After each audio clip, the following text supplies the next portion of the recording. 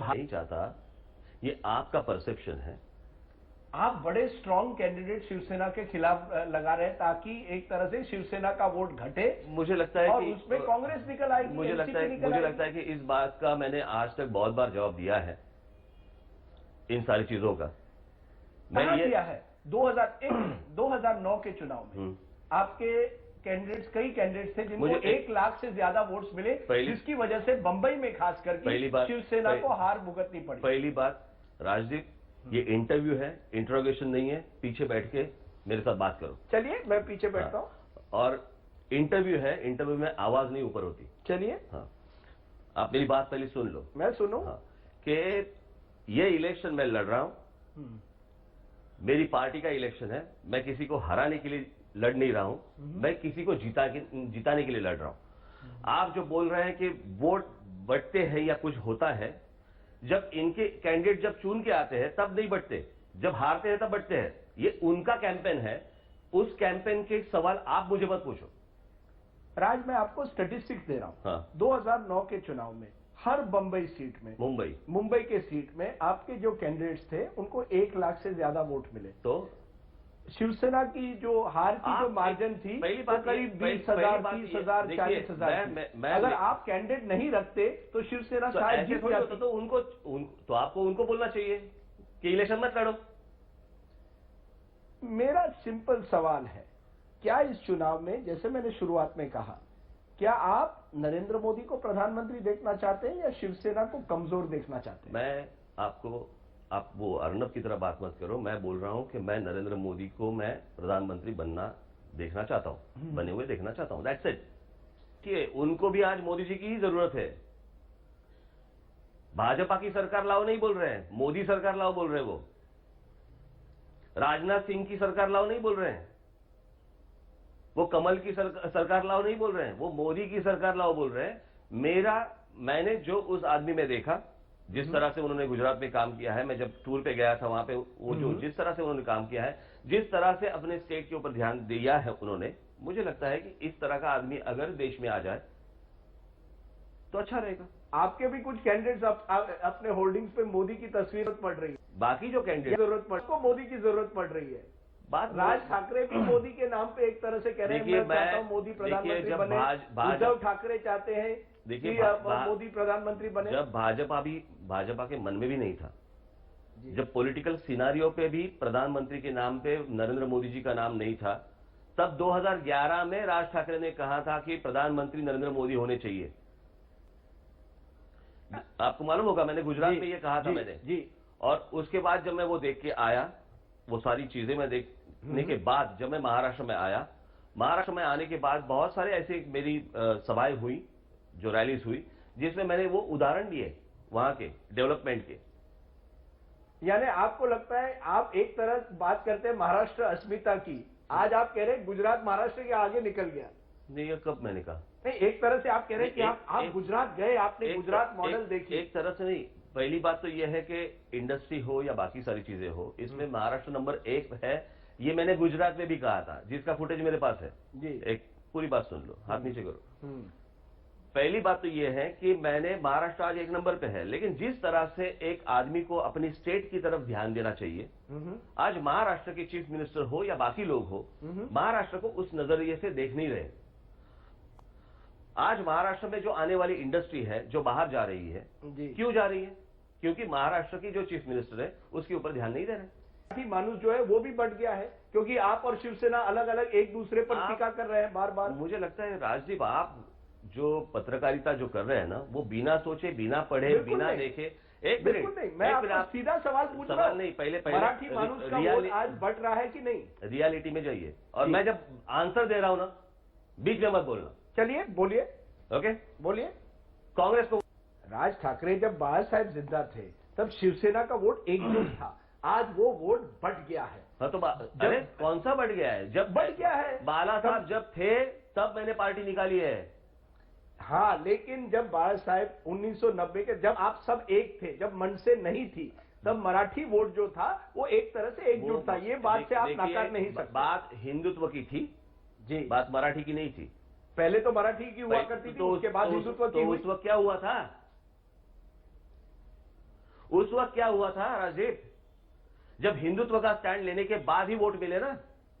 मेरा ये कहना है, और देखो, और मराठी इस सब्जेक्ट के ऊपर, मराठी विषय के ऊपर मेरे 13 एमएलए चुनी, इस सब्जेक्ट के ऊपर, मराठी विषय के ऊपर मेरे 13 एमएलए चुन के आए हैं। उनके पास पहले 8। और अगर ऐसी ही बात है ना राजीव, अगर पॉलिटिक्स की बात है ना, तो पॉलिटिक्स चलो, तुम लोग सारे मिलकर एक चैनल क्यों नहीं निकालते? एक मिनट नहीं, सारे एडवर्टाइजमेंट जो है ना, वो एक चैनल पे आ जाएंगे। आप मेरे सवाल का जवाब नहीं, ऐसे थोड़ी होता है राज ठाकरे। अरे सारी चीजें अगर एक ही करनी है ना, तो चलो एक ही पार्टी निकालते हैं, एक ही चैनल निकालते हैं, एक ही न्यूज़पेपर निकालते हैं। राज ठाकरे जी, आप, क्योंकि लोग कह रहे हैं कि राज ठाकरे केवल एक वोट कटुआ है। ये आप जो लोग हैं ना, पत्रकार, ये जो लोग कहते हैं, जो आप ऐसे कौन से लोगों को मिलते हैं मुझे नहीं मालूम। आप तो स्टूडियो में दिन भर बैठे रहते हैं, आपके कौन से लोगों को मिलते हैं? हाँ, बाहर नहीं निकलते आप? बिल्कुल नहीं, मैं बंबई में निकलता हूं, मैं और शहरों में निकलता हूं। कौन से लोग? नहीं, मैं आपके विरोधी ये कहते हैं कि राज ठाकरे बोलते बहुत है, भोंकते बहुत है, लेकिन असलियत कुछ और है। भोंकता हूं? आपके जो विरोधी तो कहते हैं कि राज ठाकरे हमें टारगेट करते हैं और मीडिया में बहुत प्रोफाइल है, लेकिन असलियत उनकी कुछ अलग है। एक मिनट, भोंकता हूं? बीएमसी के जब चुनाव हुए 2 साल पहले, शिवसेना जीती, मन से नहीं जीती, क्यों? एक मिनट, अभी तुम्हारा भोंकना बंद हो गया? हाँ बोलिए। अभी ठीक है।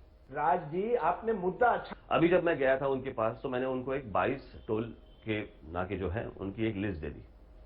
मैंने कहा कि ये जो टोल नाके हैं, जिसकी कीमत है 2 करोड़, 3 करोड़, 5 करोड़, और वहां पे जो टोल नाके बिठाए हैं, उनको वो वसूल करने के लिए टाइम दिया है 22 साल, 23 साल, 25 साल।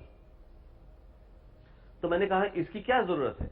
जो चीज अगर 1-1.5 साल में खत्म हो सकती है, उसके लिए 22 साल, 25 साल देने की क्या जरूरत है? सब प्रेस के लोग मेरे साथ में थे। उन्होंने कहा कि आचार संहिता लगने के पहले मैं बंद कर दूंगा। ओके, आचार संहिता लग गई, बंद नहीं हुए। मैं टोल के खिलाफ नहीं हूं, लेकिन टोल के खिलाफ, यानी टोल में जो पैसा जमा हो रहा है, और या तो रोड टैक्सेस आप जो ले रहे हो, ये सारा पैसा जा कहां रहा है? क्योंकि हमें रोड अच्छे नहीं मिल रहे।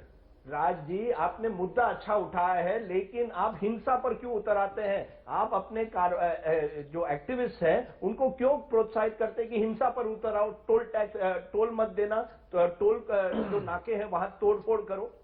राजदीप, मैंने शुरू में कहा था, मेरा जवाब लंबा है, बीच में मत बोलो। नहीं, मैं आपको, इसलिए मुझे पूरा, आपने जो मुद्दा उठाया वो सही है, लेकिन जिस तरह से आप उठाते हैं, मैं जवाब दूं या ना दूं? आप ठोकशाही पर उतर के, 1 मिनट में जवाब दूं या ना दूं? दीजिए। बीच में मत बोलना। दीजिए। पहली बात बताओ, आसाम में जब बिहारियों को मारा था, जलाया था, काटा था, तब ये सवाल आप उनको क्यों नहीं पूछते? ये गलत था, वो भी गलत था। तो पूछे क्यों नहीं उनको? हमने जरूर पूछेंगे। कब पूछे? पूछा, तो पूछेंगे। नहीं पूछा है मैंने। तो किसको पूछा है? हमने जब भी हिंसा हुई है सवाल पूछे हैं। आज तक जो मुझे सवाल पूछ रहे हो, आज भी जाके आसाम में ये सवाल क्यों नहीं पूछते कि बिहारियों को क्यों काटा, बिहारियों को क्यों जलाया, क्यों मारा उनको? एक मिनट, आपको जो गलती वहां होती है तो आप नहीं, बात गलती की नहीं है। आप वापिस वही सवाल पूछते रहते हो, लास्ट 4 साल से यही सवाल पूछ रहे हो आप। नहीं, मैं आप 1 मिनट, आप जाके पहले वहां पे सवाल पूछो। आप वहां सवाल नहीं पूछते हैं, आप जहां पे टीआरपी है वहां पे सवाल पूछते हैं। नहीं, मुझे लगता है कि डबल स्टैंडर्ड्स है। ये डबल स्टैंडर्ड आपका है सर। मेरा डबल स्टैंडर्ड सुनिए। आज जब मैं आपको सुनता हूं, मुझे एक तरह से बाल ठाकरे की याद आती है। क्या आपने इसी तरह से बाल ठाकरे को अपना रोल मॉडल बनाया है कि बाल ठाकरे जब करते थे वही उसी तरह की भाषण करते थे?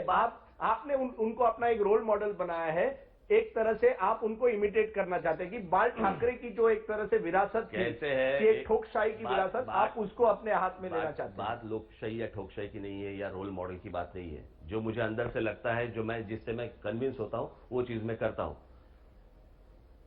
ऐसे बहुत सारे मैं टेलीविजन चैनल पे भी मैंने ऐसे बहुत सारे देखे हैं जिनको आप आइडॉल मानते हो और उसी तरह बात करना चाहते हैं। देखिए, ऐसी चीजें होती है जो आपका एक स्वभाव होता है, वो स्वभाव बाहर आता है। जो चीज मैं बर्दाश्त नहीं करूंगा, सो नहीं करूंगा। मैं इसलिए पूछ रहा हूं क्योंकि उद्धव ठाकरे की जो पर्सनालिटी है, वो एक ऐसे पर्सनालिटी है जो सबको लगता है साथ ले जाने की कोशिश कर रहे हैं। वो इस तरह की भाषा नहीं करते। राज ठाकरे जो है, उनकी भाषा और उद्धव ठाकरे की भाषा में एक फर्क है। होगा ना, तो क्या करूं मैं? मेरी भाषा जैसी है वैसे मैं यूज करूंगा। क्या इससे आपको नहीं लगता आपका नुकसान पहुंच रहा है? बिल्कुल नहीं। बिल्कुल नहीं। क्योंकि लोग समझते हैं कि आज के ये भारत लोग जो निकाल रहे हैं ना आप बार बार, ये कौन से लोग हैं, मुझे आज तक नहीं पता चला। नहीं, मैं खुद का नाम लेता हूं। तो चलो, मुझे लगता है कि आज की राजनीति में सभ्यता की जरूरत है। तो सभ्य हूं ही मैं। अगर जहां पे जरूरत है वहां पे मैं कठोर रहता हूं। यही है कि दोहरापन है, डबल स्टैंडर्ड। बिल्कुल नहीं। बाकी लोगों के साथ इंटरव्यू करते वक्त मैं शांत रहता हूं, तुम्हारे साथ जब इंटरव्यू करता हूं तो मैं ऐसे रहता हूं। क्योंकि सामने वाला आदमी कैसे है उसके ऊपर निर्भर होता है। आप सामने वाले को इंटिमिडेट करने की कोशिश करो, मैं इंटिमिडेट नहीं हो रहा हूं। बिल्कुल नहीं।